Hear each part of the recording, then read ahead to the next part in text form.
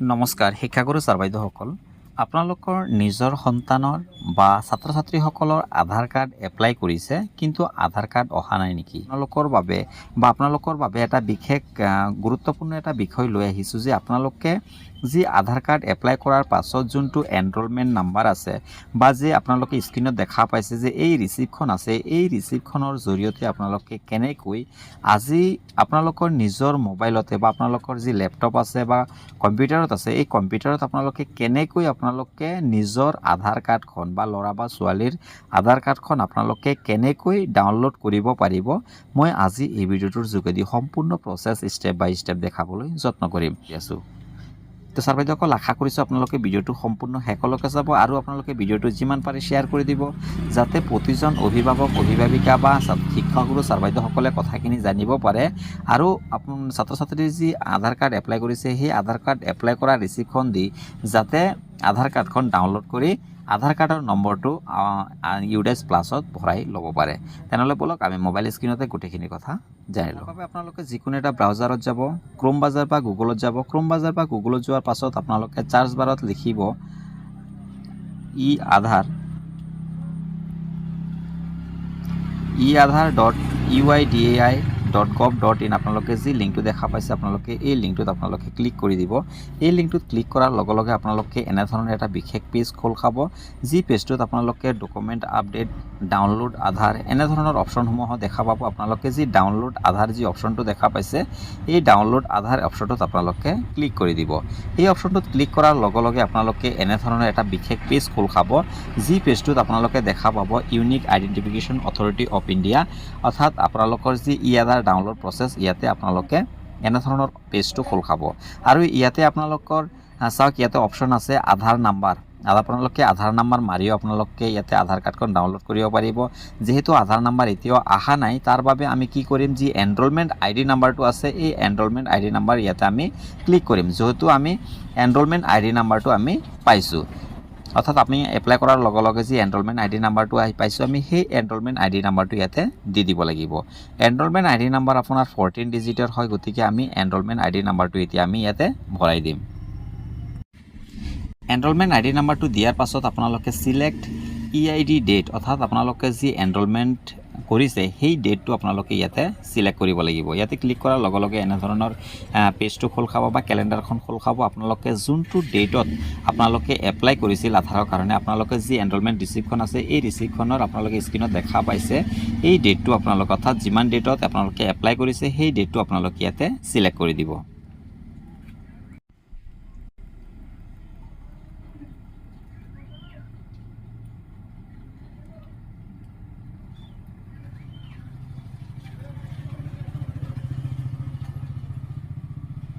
সেটত আমি ক্লিক কৰি দিলোঁ। ইয়াতে আমাৰ ডেটটো চিলেক্ট হৈ গৈছে। এতিয়া আমি দিব লাগিব চিলেক্ট EID টাইম, অৰ্থাৎ কিমান সময়ত আমাৰ এই এনৰোলমেণ্ট IDটো বা আমি আধাৰৰ কাৰণে এপ্লাই কৰিছিলোঁ। আপোনালোকে স্ক্ৰীণত দেখা পাইছে, আপোনালোকে টাইমটো ইয়াতে চিলেক্ট কৰি দিব। আপোনালোকে জাষ্ট ইয়াতে ক্লিক কৰিব। ইয়াতে ক্লিক কৰাৰ লগে লগে চাওক এইজেছ থাকিব, অৰ্থাৎ কিমান সময়ত আপোনালোকে এইটো এপ্লাই কৰা হৈছিল। তো গতিকে আমি টাইমটোও দি দিম ইয়াতে।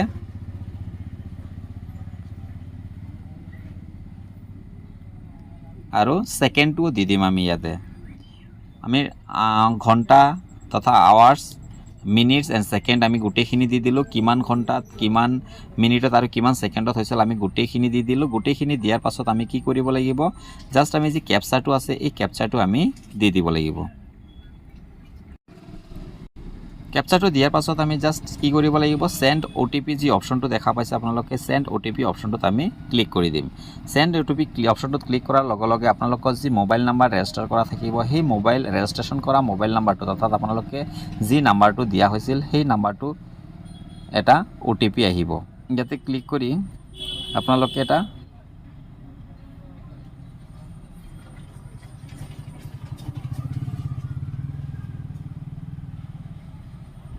OTPটো আহিব। OTPটো অহাৰ লগে লগে আপোনালোকে ইয়াতে OTPটো মই কপি কৰি মই পেষ্ট কৰি দিছোঁ।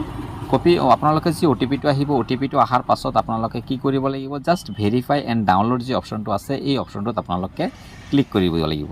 এনেকৈ ইয়াতে ক্লিক কৰাৰ লগে লগে আপোনালোকে অকণমান ৱেইট কৰিব। ৱেইট কৰাৰ পাছত আপোনালোকে দেখা পাব ইয়াতে ডাউনলোড অপশনটো আহি যাব চাওক ইয়াতে আপোনালোকে ফাইল ডাউনলোড বুলি অপশনটো আহি গৈছে অৰ্থাৎ ফাইলটো ডাউনলোড হৈ গৈছে এতিয়া আপোনালোকে এটা বহুতে এটা গুৰুত্বপূৰ্ণ কাম কৰিব লাগিব যোনটো আপোনালোকে ইয়াতে যোনটো ওপেন ক্লিক কৰাৰ লগে লগে চাওক ইয়াতে your Aadhaar card has been successfully download অৰ্থাৎ ডাউনলোড হৈ গৈছে কিন্তু ইয়াতে আপোনালোকে যি ফাইল নেমটো দিব ফাইল নেমটো দিয়াৰ ক্ষেত্ৰত আপোনালোকে মনত ৰাখিব আপোনালোকে যোনটো নাম থাকিব আপোনালোকে বা যি নামটোৰ আপোনালোকে ডাউনলোড কৰিছে সেই নামৰ আপোনালোকে কি কৰিব লাগিব নামটো দিব আৰু আপোনালোকে ডেট অফ বাৰ্থৰ ইয়াৰটো দিব যেনে আপোনালোকে ইয়াতে এক্সাম্পল এটা দি দিছে যোনটো আধাৰ আপোনালোকে ওপেন কৰাৰ ক্ষেত্ৰত পাছৱৰ্ড আধাৰ পাছৱৰ্ড ইজ এনে ধৰণৰ অৰ্থাৎ যদি আপোনালোকৰ 19 কুমাৰ আৰু ডেট অফ বাৰ্থটো হৈছে 1989 তেতিয়াহ'লে আপোনালোকে ই আধাৰৰ পাছৱৰ্ডটো দিব লাগিব 19 অৰ্থাৎ নামৰ চাৰিটা লেটাৰ দিব লাগিব আৰু ডেট অফ ইয়াৰটো দিব লাগিব যোনটো ডেট অফ বাৰ্থৰ যোনটো ইয়াৰ আছে এই ইয়াৰটো আপোনালোকে দিব লাগিব তো গতিকে আপোনালোকে এইটো মেইনটেইন কৰিব লাগিব তাৰ বাবে আপোনালোকে গো টু ড্যাশবোৰ্ডত ক্লিক কৰিব আৰু যোনটো আপোনালোকৰ ডাউনলোড হৈ গৈছে আমি এতিয়া ডাউনলোড ফাইল যোনটো হৈছে আমি সেইটো ক্লিক কৰিম আপোনালোকে দেখা পাইছে এই ডাউনলোড যোনটো হৈছে ইয়াতে আমি ক্লিক কৰিলো ক্লিক কৰাৰ লগে লগে আপোনালোকে এনে ধৰণৰ চাওক এন্টাৰ পাছৱৰ্ড বুলি আহিছে পাছৱৰ্ডটো এনে ধৰণৰ আহিব যে যোনটো নামত আমি এতিয়া বৰ্তমান ডাউনলোড কৰিছো সেই নাম যোনটো আছিল সেই নামটো আমি এতিয়া ক্যাপিটেল লেটাৰ গোটেইখিনি দিব লাগিব নামটো দি দিলো আৰু ডেট অফ বাৰ্থৰ ইয়াৰটো আছে সেই ডেট অফ বাৰ্থৰ ইয়াৰটো আমি দিব লাগিব ডেট অফ বাৰ্থটো আমি দি দিলো অৰ্থাৎ নাম দিলো নামৰ চাৰিটা লেটাৰ দিলো আৰু ডেট অফ বাৰ্থৰ ইয়াৰটো দি দিলো দিয়াৰ পাছত আমি জাস্ট ওকেত ক্লিক কৰিব লাগিব ওকেত ক্লিক কৰাৰ লগে লগে চাওক আপোনালোকে আধাৰ কাৰ্ডখন ডাউনলোড হৈ গৈছে তো ছাৰ বাইদেউসকল আপোনালোকে এনে ধৰণে এনৰোলমেন্ট নাম্বাৰ দি আপোনালোকে আধাৰ কাৰ্ডসমূহ ডাউনলোড কৰি ল'ব পাৰিব ভিডিঅ'টো যিমান পাৰে শ্বেয়াৰ কৰি দিব আৰু যদি চেনেলত নতুনকৈ আহিছে অনুগ্ৰহ কৰি চেনেলটো সাবস্ক্ৰাইব কৰি দিব ভিডিঅ'টো সম্পূৰ্ণ চোৱাৰ বাবে ধন্যবাদ